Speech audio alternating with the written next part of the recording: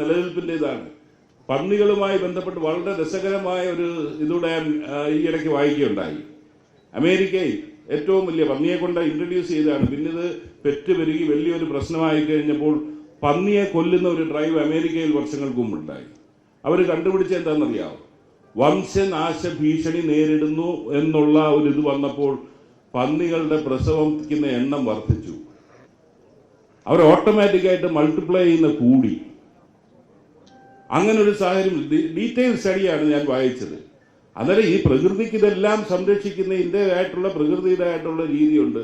അതുകൊണ്ട് അവർ എനിക്ക് അയച്ചു തന്ന ഇത് കണ്ടപ്പോൾ എനിക്ക് അയച്ചു തന്നത് 70% പന്നികളെയും എങ്കിലും കൊന്നില്ലെങ്കിൽ, ഞാൻ ഈ പറയുന്ന വനത്തിനകത്ത് കയറി കൊല്ലല്ലേ ദയവ് ചെയ്ത്, മതിലിടിഞ്ഞു വീണാലും ഞങ്ങൾ പുറത്തിറക്കത്തില്ല.